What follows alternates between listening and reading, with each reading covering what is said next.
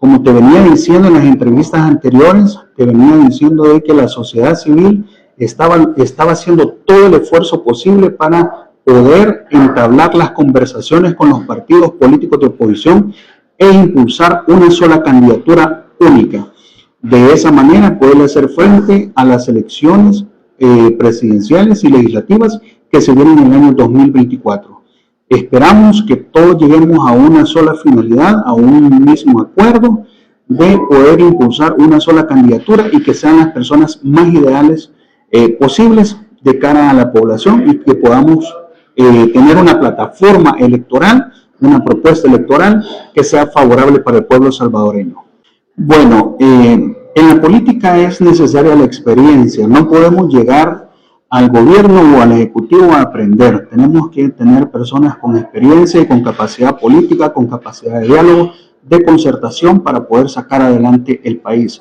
Mas, sin embargo, soy del criterio que es mejor tener rostros nuevos, jóvenes con experiencia y personas que tengan toda la motivación y sobre todo la capacidad para poder gobernar este país, tanto a nivel del Ejecutivo, a nivel del Legislativo y tanto también a nivel judicial, que es donde tenemos mucho desorden en este momento y es donde tenemos que arreglar las cosas en el órgano judicial, ya que se están cometiendo muchas irregularidades en los procesos judiciales.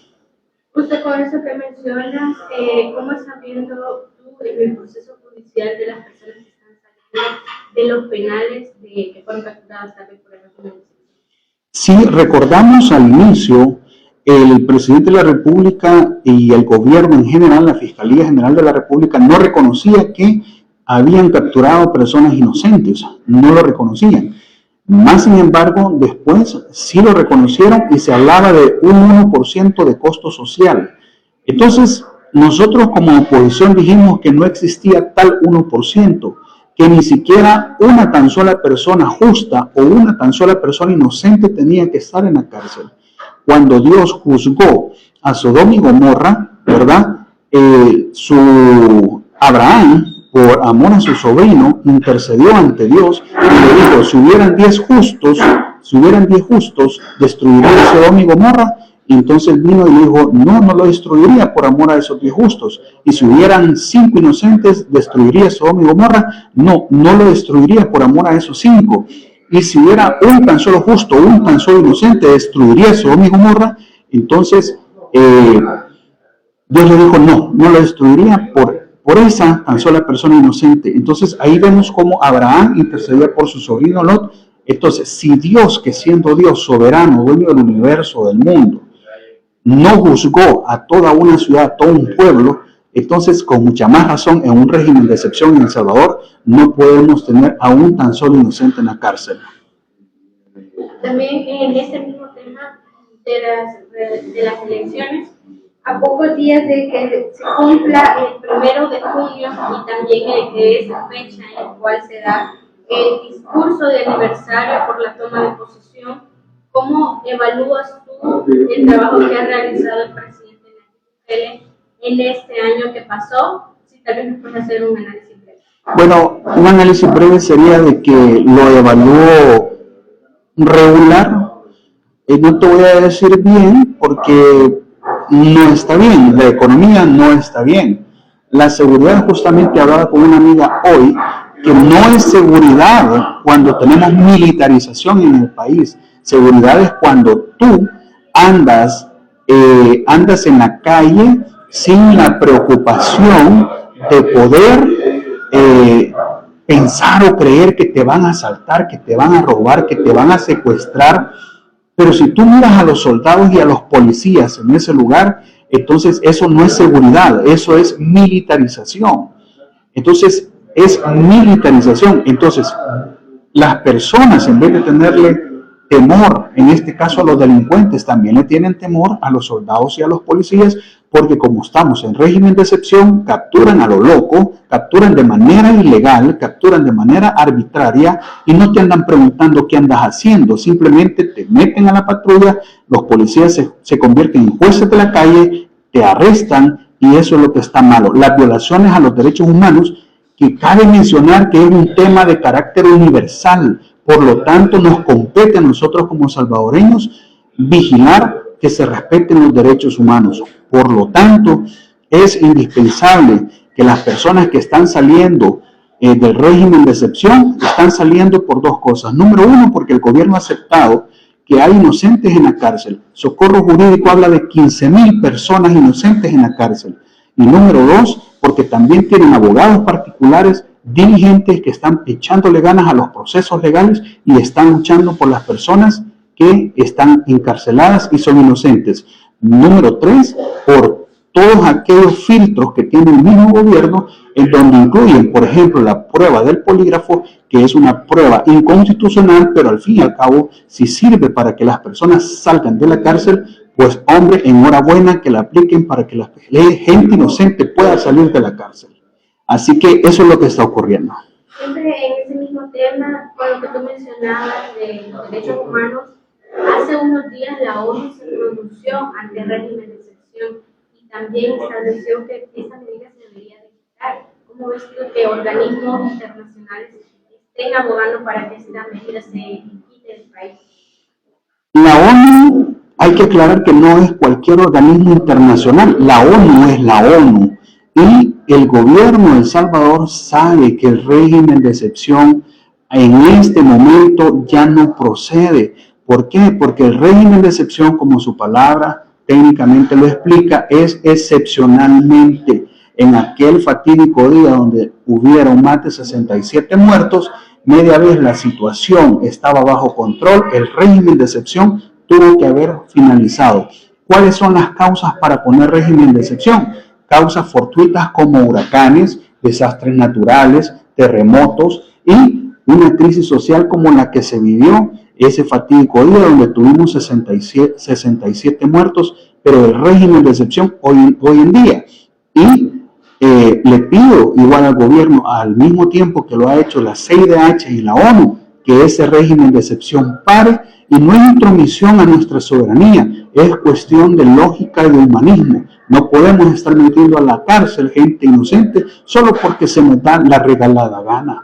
Eso no puede ser. Ahora, ¿por qué yo digo de que no evalúe bien al gobierno? Precisamente por eso, por las violaciones a los derechos humanos. Siempre en ese mismo tema que tú mencionas de los derechos humanos, justamente ayer se daba a conocer una noticia que el presidente de la República, Nayib Bukele, había hecho el nombramiento del comisionado presidencial para derechos humanos y libertad de expresión. Si lo delega el presidente de la República, pues no hay confianza, porque está siendo delegado por el presidente de la República. Y la desconfianza no está basada en la persona que el presidente está nombrando, ni la desconfianza está basada en el presidente, sino que la desconfianza se basa en el nombramiento que el presidente hace, es decir, en el proceso, porque todas las personas que velan por los derechos humanos tienen que ser personas y organismos independientes, que gocen de autonomía y personas que no estén a favor de un lado o de otro lado por una ideología política o por algún sentimiento fanático sobre política o ideología partidaria. En este mismo contexto, hace 2 días aproximadamente, se daba a conocer una noticia en la cual decía de que habían arrestado momentáneamente a un fotoperiodista de un medio escrito. Sí, ese es un problema que se está dando, que no permiten que tomen fotografías de las fachadas de las instituciones públicas. No solamente pasa con ese Hospital Rosales, sino que pasa con la famosa Biblioteca de Cristal, pasa con el Banco Central de Reserva y pasa con otras instituciones. Por lo tanto, es una violación a la libertad de expresión. También en otros temas, ya en el ámbito social, hace una semana aproximadamente, el sábado pasado, se estaba disputando el partido entre Paz y Alianza, en el cual pues se dio una lamentable tragedia en el que murieron 12 personas. ¿Cómo ves tú esta situación que pasó en el estadio Cuscatlán? Lo veo mal y fui una de las personas que condenó ese hecho vandálico en el estadio Cuscatlán, porque si tú te fijas, la afición de la Alianza se desesperó y básicamente abrieron los portones a la fuerza, los tumbaron y la estampida entró. No así la afición de FAS, que también la habían dejado afuera, pero tuvieron un mejor comportamiento. Lo que hemos podido ver a lo largo de la historia del deporte del fútbol nacional, a través de videos, a través de documentales, a través de fotografías, a través de notas periodísticas, es que las barras de los equipos son gente violenta y probablemente la delincuencia se esconda detrás de esas organizaciones llamadas barras bravas, como la barra de la Alianza, del Águila, del Firpo, del Metapan y del FAS. Esta vez le tocó a la Alianza. Han hecho capturas, excelente, eso sí se lo felicito al presidente de la República. Pero también hay evidencia de otros videos donde han roto vidrios de autobuses. Por ejemplo, una vez la barra de Metapan rompió los vidrios de la ruta 7 cuando la furia pampera de Firpo salía de Metapan. En Santa Ana han habido conatos de violencia entre la barra de Alianza y de FAS. En fin, el fútbol está generando violencia, hay que sentar un precedente y ese precedente tiene que venir por medio de un castigo riguroso, de tal forma que nunca vuelva a ocurrir en nuestros estadios. Cabe destacar también que muchas de las personas estaban haciendo mención de que su descontento era porque se les estaban vendiendo tickets de eventos pasados, es decir, de torneos pasados. ¿Cómo ves tú que en este caso pues la directiva de Alianza esté haciendo estas acciones? No creería yo que la directiva de Alianza esté vendiendo boletos de eventos pasados, más creería yo que es responsabilidad del mercado negro, de la usurería, no es la usurería, perdón, de los coyotes, ¿verdad? El mercado negro, que se aprovechan para poder estafar a todas las personas que quieren ingresar a ese evento deportivo. Este tipo de mercado negro debe ser investigado por la Fiscalía General de la República y ocurre aquí y en cualquier parte del mundo. También se hacía la alusión de que, bueno, con todas estas cosas que pasaron en el fútbol, se llegó a la conclusión de que deberían de cancelar o que cancelaron el torneo. ¿Cómo ves tú que hayan, por decirlo así, castigado a los demás equipos que todavía estaban en contienda por lo que pasó el sábado pasado? Pues yo lo veo bien, porque la gente dice, es que ¿qué tenía que ver el Águila? ¿Qué tenía que ver el FAS? ¿Qué tenía que ver el Firpo? Ok, en este punto específico, ese acto de violencia y de vandalismo no tuvieron nada que ver, pero en el pasado hay mucha información, hay videos, hay pruebas contundentes en donde este tipo de barras, este tipo de gente energúmena genera violencia, y cuando genera violencia, entonces esos son desórdenes públicos, es un delito, y cuando haces desórdenes públicos, eso se puede tipificar hasta como terrorismo.